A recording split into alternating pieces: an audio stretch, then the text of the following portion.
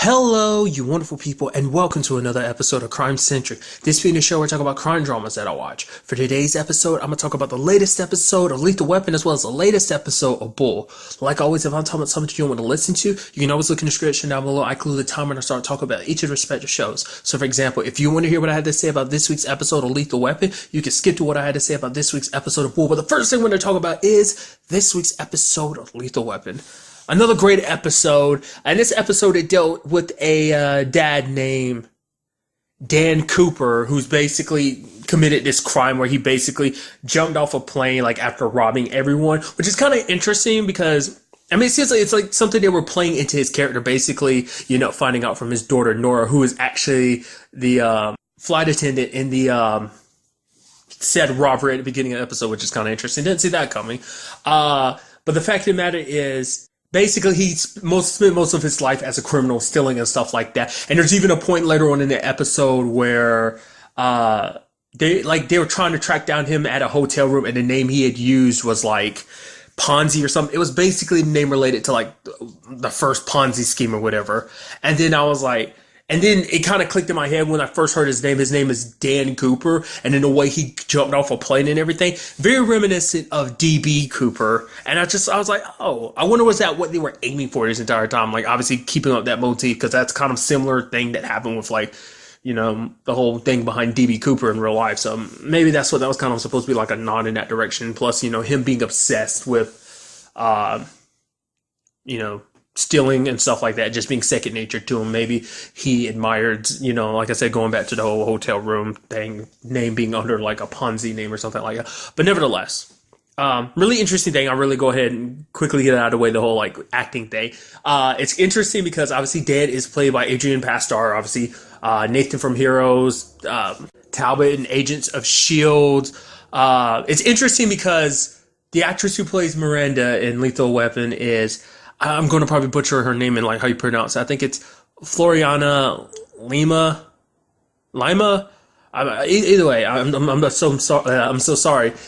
She's the actress who also plays Maggie on Supergirl, which Adrian Pastar like guest starred in the first episode of this season. Granted, whether he'll be in the rest of the season or not, I'm kind of thinking so. Just since when they set up his character, but we'll just kind of have to see. I just thought those, just connections like that, just kind of interesting. But nevertheless, basically the entire episode revolves around Nora being like, yeah, she's done with her dad, willing to help out the cops take her dad down. Because at first you have like Roger being like, there's no way she's gonna do it. This is her dad. And she's like, okay, I'll do it. And he's like, wait, what? Really? This is your dad? You're gonna turn on your dad? And it's like, well, her dad's kind of turned on her entire life, kind of made her, sit in the car and wait while he did his criminal dealings, stealing and stuff like that.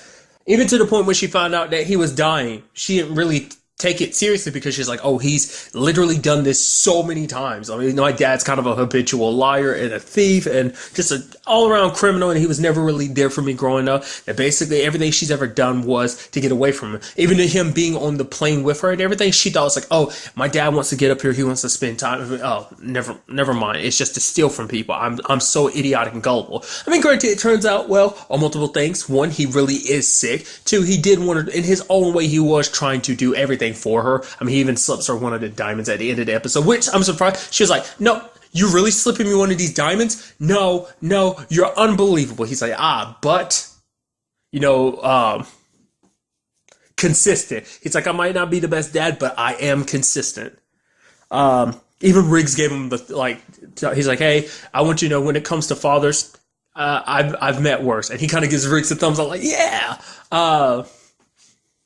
Because basically the episode obviously revolves around like the whole him stealing a suitcase that ended up being filled with uncut diamonds, and Nora gets kind of caught up in the crossfire and gets kidnapped for it.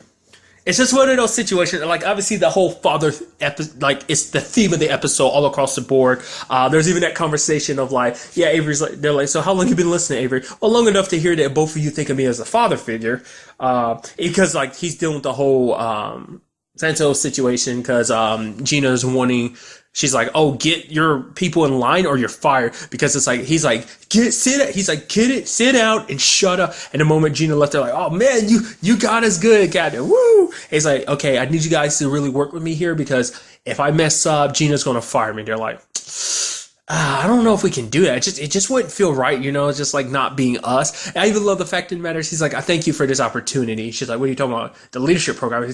She's like, Avery, you do realize that leadership program I sent you to was punishment, right? And he was like, no, I didn't. I thought it was, readying me for a promotion. I'm like, that's so sad. Like the entire time he was there, he's like, oh yeah, I'm learning. I'm getting ready. Oh, the promotion's right around. Oh, this is just the last step prior to me getting fired. That was so good. Sometimes I love it because it almost seems like Avery's kind of like, because that's what I love about this dynamic. Like, Avery's not the boss. It's like, oh, give me your badge. It's like, no, he's just kind of like he's such a good guy. He's such a good character. But like I was saying, like, getting back to what I was saying, like, that dads are the big theme in this episode because obviously we learn, well, for one, the whole Rihanna and, Roger situation, because she's not his little girl anymore. The fact of the matter is, like, you don't bring your friends over. We don't talk. What she's like, mom's not here. You're just trying to ambush me. You're trying to get all this information out of me. Because it's like, if mom wasn't here, like, you wouldn't be doing this because mom would tell you to kind of back up. So it's sad for him because the entire episode, he's just trying to connect with his daughter again. It's like, I am her father and her friend.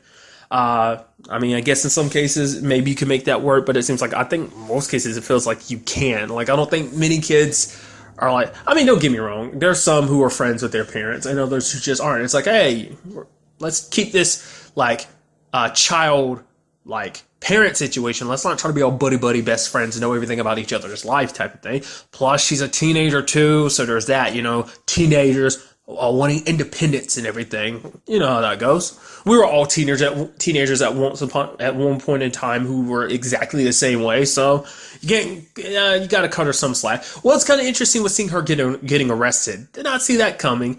And you have Roger be like, what's going on here? Give me their names. And she's like, no, we were protesting a zoo. And he's like, what's so animal cruelty about a zoo? That's a situation on its own. I'm not about to dive into that. I was about to say cup of noodles. I don't know why that was like the first thing to fit that analogy for me. Nevertheless, that's a situation all on its own, conversation all on its own. But he's like, you know your rights and everything. All right, Bailey, read her rights. And also loosen up the handcuffs a little bit, because they'll shake. It's like even when you try to go into cop mode, you stay in dad mode. And she ended up kind of telling him off later on in the episode, explaining, okay, you want to know why I don't bring my friends around and let you know? Because you try too hard, you're hovering, you try to tell your corny jokes. And then I feel bad for him because he's trying to get out the door. And she's like, and one more thing, and that's just the beginning, kept going. He's like, Bailey, get me out of here. And it's just like he had to sit there and listen. Well, not sit there, but stand there and listen and take that. And it's just, it's probably like a dagger through his heart hearing his little girl say that, because it's the fact of the matter is, it's something that's come up already, especially when it came to RJ. It's like, oh, RJ's already growing up. It's like, no, stay at home. You're my little boy. And it's like, in this case, it's like, you're my little princess. We used to be so tight. Obviously she's like, when I was 5, yeah, we used I bring my friends over and everything, but no, even winning that stuff, panda for her. Sadly, the first one got shot up. But ultimately, it does seem like at the end of the episode, things are good between them. Because she goes, oh, you can leave the panda, Dad. And it's like, oh, you guys want to just kick it and just stay in for the night? Just kind of because I think no matter what the situation is, I think she has, looking at it from a different perspective, she realizes how her dad is trying. It's like, oh, he's trying to make time. He just wants to spend time. He loves me. And yes, he can be a little hovering, but the fact of the matter is he's a cool dad. And I'm fortunate enough. It's one of those things where it's like, oh, you're fortunate to have the good parents that you do. I think so. I think that might be kind of what happened there. So I was still kind of halfway expecting her to be like, oh yeah, we're going to get food. I thought she was saying that to kind of mislead him and then oh yeah, I told you we're going to get food. And it's like, oh, let's sit and have father-daughter bonding time. It's like, no, there's still the whole Dad, you're not cool. Go away. So there's still that. But progress is progress, so. And then on the other side of things, you had, really quickly, I completely almost skipped over it. I might as well talk about it before I get into the Riggs situation. This kind of pertains to Riggs. Is that shot he took, it's trying hey, tell Gina to move, but it's calms are messed up. He's like, all right, just before, okay, Roger, do know that before we get fired, that I'm only taking the shot that I have, and took the shot, and it went through her jacket, I think, and hit the suitcase. And you see her, she's like, can I move now? And even she's at the end of it, it's if you want to, Avery, you can get whatever job you want to. Like, I can set it up, but it's like only a crazy person would stay here. It's like, I'm surprised you're still alive with those Murtaugh and Riggs running around. Like, you're lucky you're not dead. So she's like, whatever job you want, which for him, he's like, I want to stay. And she's like, what? It's like, yeah, like, they might be lunatics, but they're my lunatics. And it's like, oh, Steph, continuing that fatherly role. I mean, you definitely could see it because, like, going back to it, like, just how awesome Avery is. Like, he cuts them so much slack when it comes to certain things. So it was just kind of nice of him saying that. Now, I'm still thinking that it's still the aspect of Gina's still going to be around and everything, but it's just like, I don't know. I'm curious to see how that goes. Like, she herself said it, like, she can't deny results and everything, but still, it's like they are just kind of a set of loose cannons, essentially, which is always an interesting thing because, like, Roger want to be like, okay, it's Riggs. Riggs is a crazy one. It's like, you've stayed partners with Riggs for so long, even though you've had your problems and stuff like that, you still continue to work together and you get results. So it's kind of like, arguably people could be like, you're kind of the crazy cop too for working with the crazy cop. So there's that. But obviously a big part of this episode, going back to the whole dad situation, is we learned a little bit more about Riggs' particular dad, because he ended up selling a rifle of his. This said rifle was his grandfather's, which his grandfather passed it to his father, and his father passed it to him. Basically, we got a little bit of a flashback, because we ended up finding out about Riggs' mom, who at that time, when he was younger, was sick. Because it's kind of interesting, because I finally, and it's kind of interesting because Cahill kind of brings it up too. She's like, oh, you've never really brought up your family. I'm like, thank you. It's like, this is like, because season one, a big focus of it was Miranda. This season, I feel like, her whole family situation is kind of dealt with. I mean, not unless they decide to do a little bit more with that, but for now, it's like Riggs' story is kind of like front and center in regard, because we learned next to nothing about Riggs last, season, because obviously amongst them is like Roger's kind of the biggest focus because of his family dynamic. Riggs is just, his story is just kind of piecing himself back together. So he was selling all this different stuff that included the rifle. That basically, it was kind of an interesting moment too. Like, Riggs is about to take the shot and he misses, and his dad quickly takes it and takes down the deer, and then he goes, it's okay, son. The first time I missed on purpose too. I was like, oh, it's kind of interesting. Like, it seems like his dad's kind of perceptive too. So, but he came clean to Riggs at the end, being like, hey, your mom really is sick. She didn't want you to be around when she was going through all that pain and stuff. So, and basically the deer is wounded and dying, and just kind of give it a quick death, one last tap. But Riggs isn't one that decided to do it. I don't know whether it was supposed to be like a metaphor for the whole situation, like obviously a metaphor for his mom, but I don't know which way to interpret that as like Riggs' way of being like, okay, like this way he can prepare himself for death. Like, the fact of the matter is, by doing this, he readies himself when the time ultimately comes from his mom, because that's what the whole conversation's about. Or whether the fact of the matter is, it was kind of alluding to the fact is that his dad did that to his mom, because I thought that's what that might be alluding to. Like, the fact of the matter is that he'll eventually, because so far in that memory, he seemed like an okay guy, but granted, that is a small portion, like a very small portion of Rick's life. We don't know. Ultimately, he said something interesting at the tail end of the episode where he's like, yep, this is the gun my dad taught me how to shoot with, and it's also the gun that I ended up shooting, and that he got shot with. And it's like, wait, what? I added that I in there. I didn't mean that. Like, I mean, that's the question. Did Riggs shoot him, or did someone else take the gun from him and shoot him? Like I said, the entire episode makes it seem like he has a problem with his dad. Maybe his dad was actually a good dad, but he's just bringing up the conversation of like he met other dads. But I mean, in all honesty, he could have been talking about Miranda's dad, because, Miranda's dad's kind of a piece of crap and everything. No, not kind of. Pretty much it's a piece of crap, considering everything we learned. So it's, last season and everything. So it's like, maybe he could have been talking about in that regard, and this is just kind of the red herring and mislead you type of thing, Maybe it's going back to what I said, whatever, like maybe it's some weird situation, like he was planning on trying to kill Riggs' mom to kind of ease her pain or something, and Riggs shot him, or maybe his dad got super drunk, maybe it's after his mom died and his dad got super drunk, got abusive or something like that. I don't know. Ultimately, I think it goes back to the former, not this particular situation, that basically someone else had the gun and shot him. Because in this episode, someone, like when he had given the gun to the, at the pawn shop, someone else had taken it and committed a robbery. And he got that wallet. I wonder why specifically that wallet. I don't know. I mean, 'cause ultimately, like, Riggs' story in this episode is about trying to move past everything. He's selling off all the stuff that he feels like he doesn't need, but it's not like I've got so much stuff, I need a simpler life. I mean, the simpler life applies in the sense of like he just wants to kind of, it's almost like forgetting the past. I mean, to be fair, we know how forgetting the past goes for him. I mean, especially when he took the ring from Miranda, and last season he tried to sell it, but then like, well, he tried the whole like not keeping it on and everything, and that just eventually losing it in the water when he was saving Roger last season. But obviously he bought a new ring as a replacement. But obviously he let that go now because he left it with Miranda. So, but that's not the same thing as this particular situation of selling it. So once again, kind of bringing back the fact is there's obviously bad memories associated with that gun now. Well, like I said, whether they're bad memories by Riggs' own hand or someone else, we will just have to wait and see. Like, I don't know if that's going to be something that they immediately answer, like even in the next episode. But I'd still be kind of interested in, continue to learn more about Riggs, like learn more about him and his family. I mean, the fact of the matter is, like when it comes to Roger too, we've yet to actually we don't know his family situation, like his parents or Trisha's parents. Like that hasn't come up yet. Not to my recollection. I don't remember anything from season 1 popping up like that. But so I mean, like I said, there's still room all across the board for expanding on everybody. Like I said, a great episode overall. I am very interested to see what goes on in the next episode. And now moving on to this week's episode of Bull.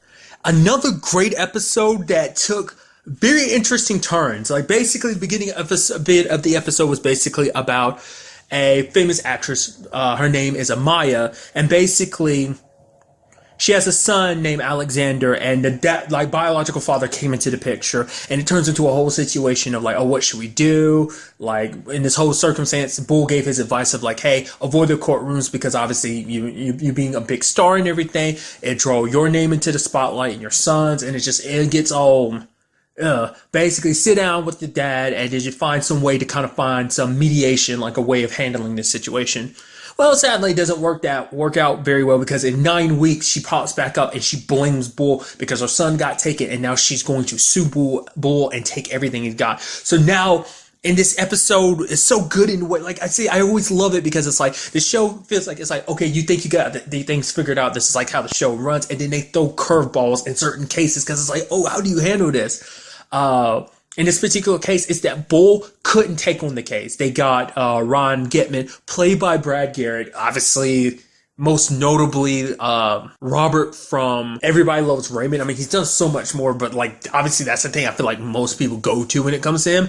But yeah, and it's just like Bull has to relinquish control even to the point because Bull is kind of a control freak. I mean, that's why he's kind of the boss and everything. It's just part of, I mean, the way Ron puts it best is like, yeah, it's like why doctors make the worst patients because they're going to critique you and everything. It's like, no, you should be doing this. It could be this, that, and that. It's like they won't let anyone else do their job better than them. And Bull understands people, he analyzes people. He's like, I'm the best at it. But it's like under these circumstances, you're fueled by anger just because you're upset because it's like, oh, you're like, oh, let's dig up all this crap on her. How about we just basically make up lies because we're not in court. We can make up whatever we want to. And it's like he's going in on her, and it's like you never see Bull like that. But it's because for him, he's getting attacked. His reputation, his business, and not just him. This will affect everyone. Even to the point Benny was like, yo, Bull, what the hell? Why am I not being the lead in this? But it's like he's like, I need a shark. I need someone like Ron there's no other like Ron, and I like need someone like him. Interestingly enough, the way Bull kind of phrases it is basically like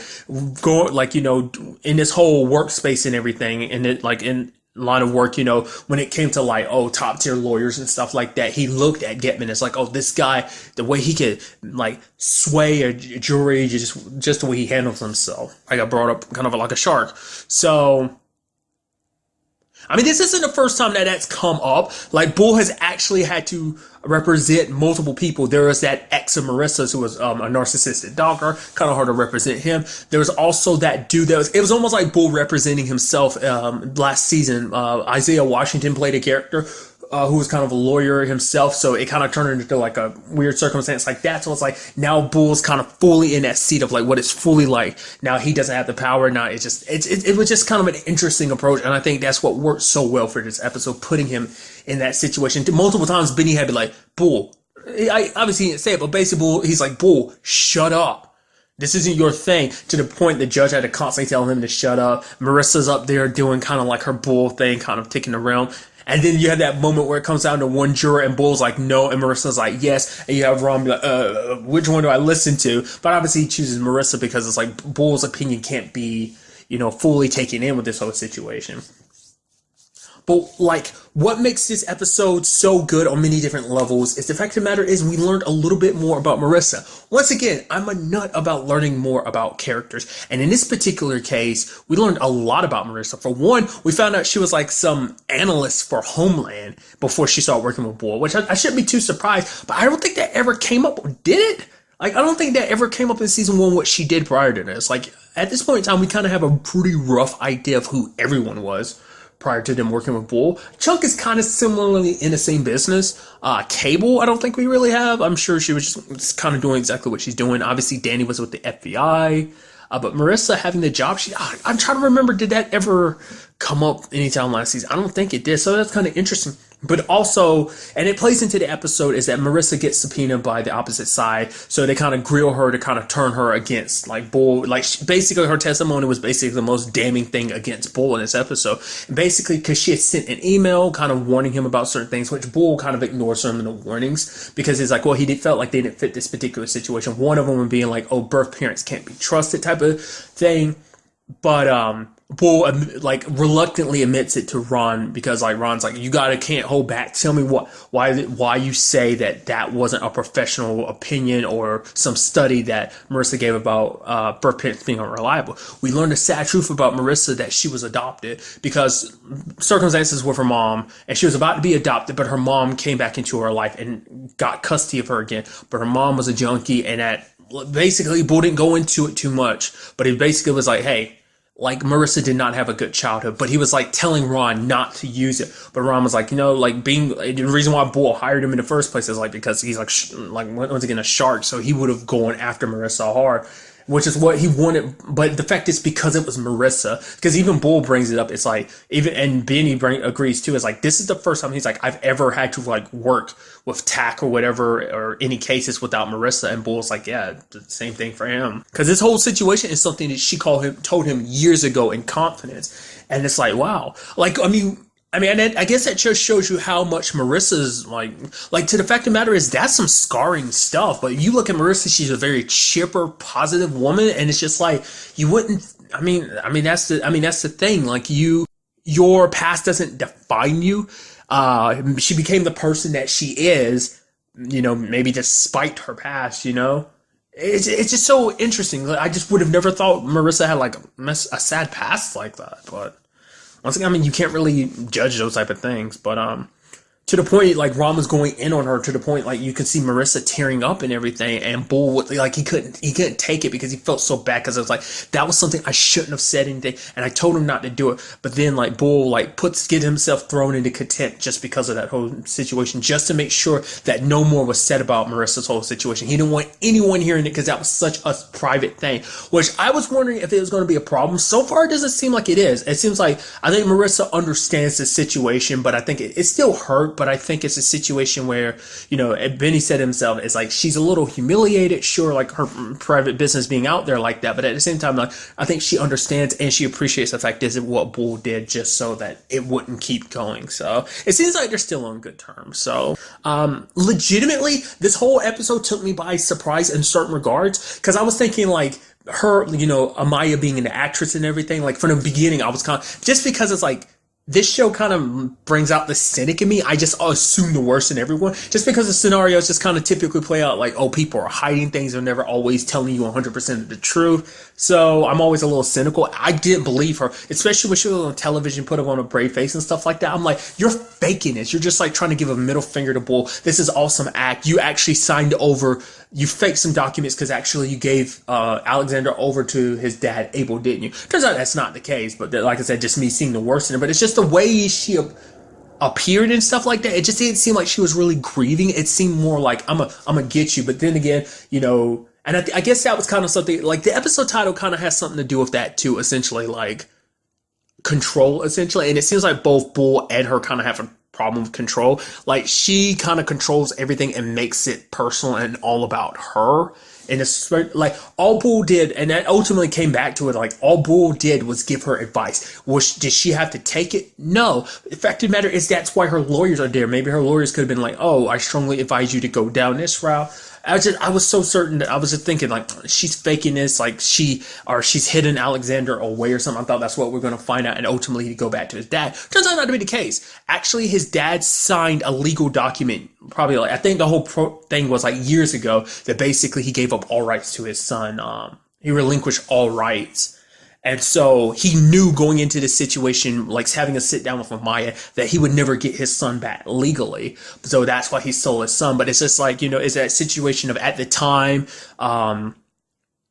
Alexander's mom had malaria and she died, and he was just working to pay off things. So it's just like, there's probably that situation of just like, no, like maybe Alexander was too much of a reminder of his wife, and the fact of the matter is it was too much pain, it was too hurtful, so he just wanted to push Alexander aside. But then probably seeing Alexander somewhere, it hit him. It's like, that's my little boy, I shouldn't have done it. Like, hindsight and everything. It's just now he's in a different situation. I can take care of him. I can raise my boy, so.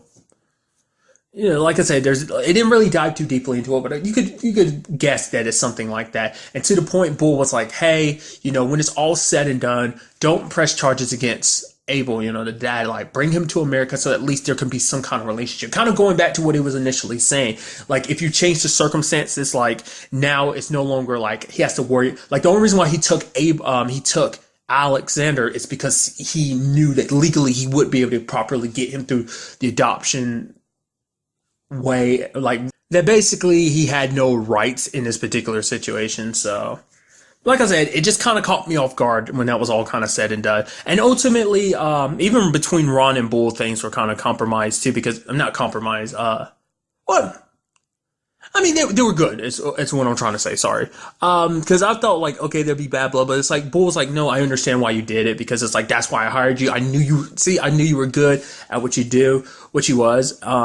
But when it's all said and done, like going back to what I had previously brought up, is like the whole situation with Amaya.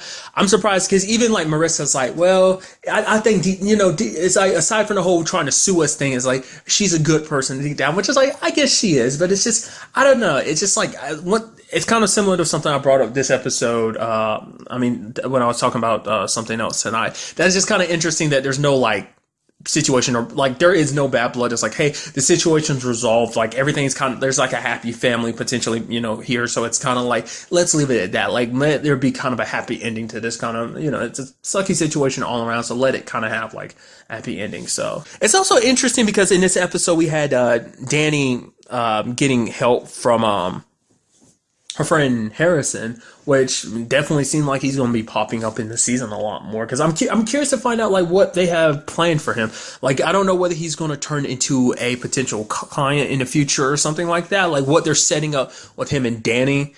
Like I said, it seems like they're old partners, and I think I brought it up like when he first popped up, but it's like, I don't know if there's going to be something like romantic there, or is it just like we're so tight, let's just, I don't know. It seems like there might be a little bit of romantic there. So it almost seems like she's almost like Danny's little secret. Like, I don't know. I mean, just much like Marissa, which interestingly enough, I thought that's what this episode was going to be about. Like, obviously, like I figured it had something to do, like I said, the title has something to do with control. I forgot what it was exactly, but I thought it was going to be about Bull and the whole Marissa situation. Last week's episode kind of left us with like, Marissa's kind of got a new guy in her life and she's not around as much. So I guess it's kind of interesting that we had that episode before, and now we have this episode with the whole Marissa situation, and just kind of, I don't know. It's just kind of interesting having these particular episodes back to back like that. So, I mean, because it's also interesting too, because this season also set up the fact this TAC is like low on money. Like, they can barely afford everything that they need to afford and everything. So it's just kind of interesting. On top of all this, they're being sued, which would have been everything. So, like I said, overall, a great episode. I'm very, very interested to see what goes down in the next episode. But really, that's all I want to talk about in this episode. Till the next time we meet, be happy, be safe, live life to the fullest, and enjoy it. Good day and goodbye.